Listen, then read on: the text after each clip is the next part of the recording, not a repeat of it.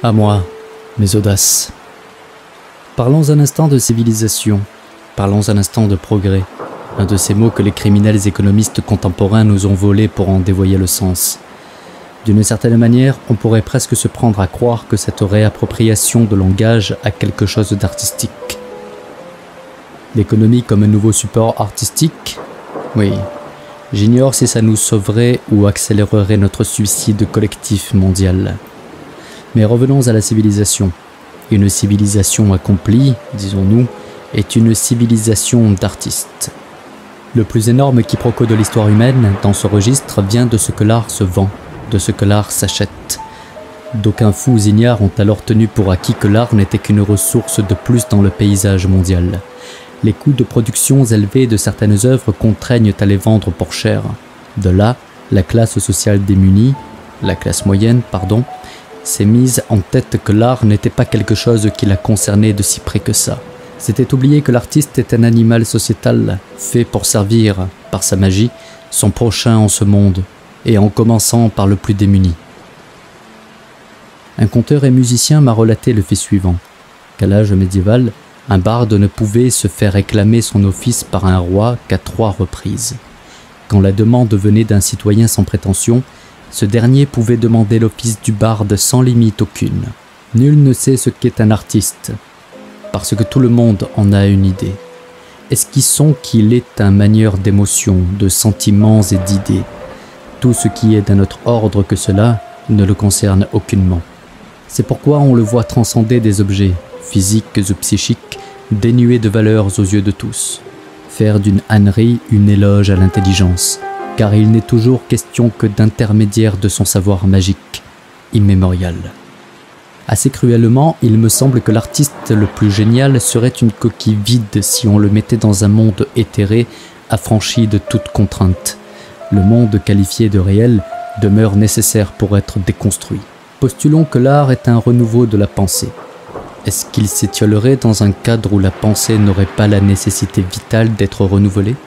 Le surréalisme est né de cette impulsion. Avant de devenir une tendance, un genre, le surréalisme est né d'un agacement des artistes. Mais il faut passer par le dadaïsme pour appréhender le surréalisme. Dada peut s'apparenter à une ode à l'absurde, au non-sens. Les œuvres précursives du mouvement sont les résultats de faiseurs qui cherchaient à rompre avec les normes plutôt que de s'affilier à un genre. Les pensées et les voix qui étaient écartées d'office par les faiseurs habituels regagnaient leur légitimité de traitement entre les mains des dadaïstes. Ils promulguaient l'éphémère au rang de l'éternel. Dada est empreint d'une bonne dose de nihilisme, promeut la philosophie de l'art pour l'art, dispense de toute justification et de toute conséquence. Nous avons dit que l'art avait besoin du monde réel pour disposer de quelque chose à déconstruire et à réinventer. De retour, le réel a besoin de l'art marginal qu'il entend recadrer, afin d'avoir la possibilité de se remettre en question. Bientôt, ces magiciens disparates commencent de se rassembler en un groupe diffus, insolite et instable. Pour certains, à ce qu'il semble, la prise de position artistique devint une prise de position sociétale, une prise de position en tant qu'être vivant. Le relativisme de pensée qui en émergea suscita l'inconfort le plus radical. Il est toujours vertigineux et angoissant de se mêler d'art sans un attirail de dogme et de jugement.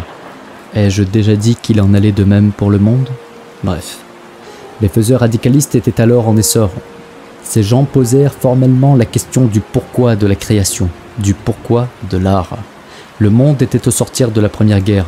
Quelle importance, alors, que des gens créent des œuvres tandis que leurs congénères souffraient et mouraient ? Réponse : Dada. Il faut mentionner que ce qui fut appelé postérieurement le classicisme était le courant largement dominant. Le style était devenu genre. Les genres s'étaient pétris de codes. Un conglomérat de règles sans raison rendait le classicisme stérile. Ce fut dans la peinture que Dada fit le plus tôt et le plus violemment irruption, parce qu'il était plus percutant et rapide de manifester l'absurde visuel que celui auditif ou écrit. Le dadaïsme refuse les choses établies. Et pour refuser les choses établies, on va vers l'absurde. Et donc on va vers une littérature qui va fracasser tout ce qui s'est fait auparavant. Robert Dellieu parlait de la fin du romantisme, et c'est vrai. C'est la fin, au fond, d'une littérature qui avait été drainé pendant plusieurs siècles et qui culminait dans le romantisme. Et ça va être la même chose au niveau plastique, au niveau littéraire. On va retourner vers ce que Jean Arp, on en parlera sans doute tout à l'heure, de Jean Arp, appelle un art élémentaire. Alors cet art élémentaire, c'est à la fois quelque chose qui va vers l'absurde. C'est très élémentaire, dit-on. Donc c'est très simple, donc c'est à la fois absurde. Mais ils vont retourner aussi dans le sens du mot élément en allant vers la profondeur des choses. Donc dans le dadaïsme, il y a d'abord cette révolte contre la guerre de 14 et au fond l'absurdité de la civilisation qui a amené à cette guerre, mais il y a aussi donc cette recherche de l'absurde, mais en même temps cette recherche de l'élémentaire dans le sens d'une nouveauté. On retourne vers le fond des choses pour créer quelque chose de nouveau.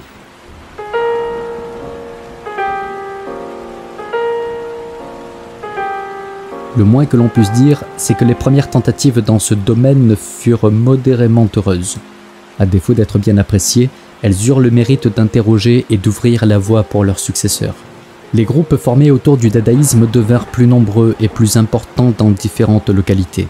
En France et en Europe, notamment, on n'était pas à la bourre pour une fois. Avec le grossissement du nombre de pratiquants, le mouvement contestataire commença de gagner en importance et à se faire entendre. Pour la majorité, toutefois, Dada restait un amusement inconséquent de quelques excentriques, en partie parce que Dada ne se laissait pas comprendre, en partie parce que Dada n'a rien à faire comprendre par lui-même. Étant voué à un changement constant de reconstruction, il est instable et toujours surprenant. Les faiseurs les plus conventionnels esquissaient alors les premiers frémissements du surréalisme, encore inexistant à cette époque. Les œuvres antérieures que l'on y a rattachées étaient soit maltraitées dans d'autres genres, soit laissées à l'abandon de catégories fourre-tout. Quand bien même il en était qui n'adhéraient pas au radicalisme marginal et sans sas inconfortable de Dada, ils se trouvaient leur bonheur dans le droit de remise en question que leur octroyait ce milieu. Vint l'ère des géniales provocations déconstructivistes. La philosophie de Dada, qui est restée viable tant qu'elle était manœuvrée par des gens isolés, devint une invitation aux absurdités techniques les plus audacieuses et les plus étonnantes. Avec le nombre, Dada se transforma assez vite en une institution, en réponse à la guerre physique qui venait de faire rage et qui germait dans les hautes sphères politiques. Le monde de l'art semblait lui aussi vouloir sa guerre mondiale. Le rassemblement de Zurich, à ce titre, fut l'événement qui acta la posture de Dada à l'encontre du reste du monde. Donc ces artistes vont se réunir à Zurich et lutter contre cet esprit de guerre, cet esprit guerrier, et essayer de créer quelque chose de nouveau. Et ils vont s'y opposer à cette guerre par l'art, et à la fois par la pratique artistique, plastique, mais aussi littéraire. Et c'est ça, le dadaïsme, c'est à la fois une jeunesse qui refuse le conflit, qui refuse la guerre, qui refuse la boucherie, et qui va, à travers l'expression artistique, essayer de lancer un nouvel espoir à travers l'art, à travers la littérature, à travers la plastique.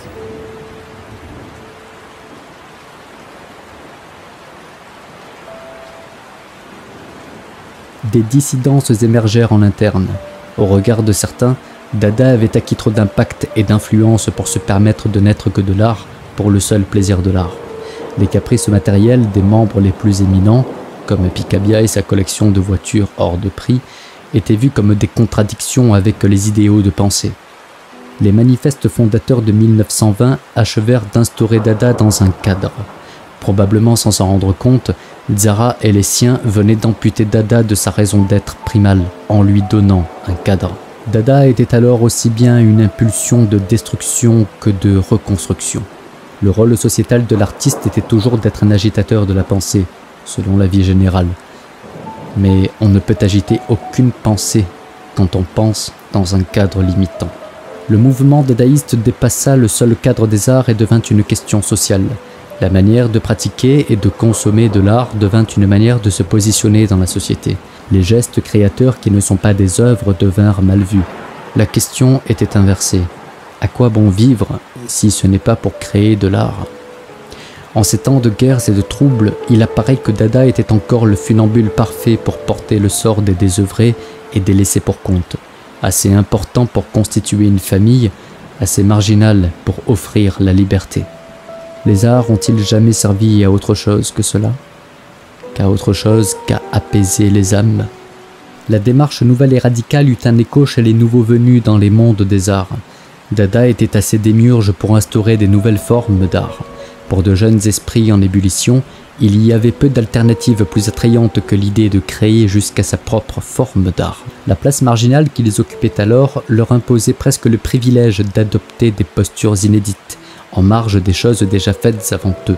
L'expansion de Dada ne semblait plus connaître de limites quand elle atteignit l'Amérique. Loin des pères fondateurs, on eut malheureusement droit à ce que s'y mêlent des financiers plutôt que des créateurs. Maintenant que Dada avait une position majoritaire dans le monde des arts, il n'y avait plus vraiment de cible et, de fait, perdait progressivement sa pertinence. Telle était la triste réalité. Certains artistes commencèrent à faire valoir leurs exploits passés au lieu de leurs démarches actuelles, jouant la carte de martyrs rédempteurs qu'ils avaient été et pourquoi ils clamaient aujourd'hui gloire et reconnaissance. La provocation était provoquée, se provoquait elle-même. L'absurde, quand il n'est pas volontaire et maîtrisé, n'est jamais salutaire pour son exécuteur. On commença à voir Dada être mêlé des fioritures mercantiles modernes, tombant parfois jusque dans la fange des cosmétiques. La dure réalité qui était en train de se jouer était que Dada, en passe d'être complété, ne pouvait plus que mourir. L'absence des cadres et de limites contient la propre négation de Dada. Si tentant, naturel et spontané qu'il soit de lui en donner, c'est pourtant par cet expédient qu'on a raison de lui. La création la plus légitime qui restait à ce groupe était alors de renoncer à Dada. Comme le réussissent parfois les groupes d'individus, Dada est la manifestation de quelque chose de plus grand que soi seul, que la somme des parties, ce qui n'est pas un mince exploit. La surinterprétation de ses productions est ce qui, je crois, a en partie tué Dada. Ce qui ne se veut qu'une œuvre ne devrait pas être contraint à être abaissée à un autre niveau que celui-là. Dada est assez indulgent pour se présenter avec sa limite d'exploitation et sa cause de décès. Il n'est pas un mouvement qui est fait pour dominer ni pour durer. Il est fait pour remettre en cause et inviter à la réinvention. Mais là s'arrête sa portée. Mettez-le au service d'une pensée collective dénuée d'individualisme et il s'étiolera de lui-même, indomptable et résolument indépendant. Les rigueurs du négationnisme sont plus grandes qu'on peut le croire de prime abord. Il est plus facile de créer sous contrainte que dans une absolue liberté illimitée. Dada, enfin, a la décence d'inviter à sa propre contestation, indifférent à sa gloire intrinsèque. Oui, notre époque manque de dadaïstes.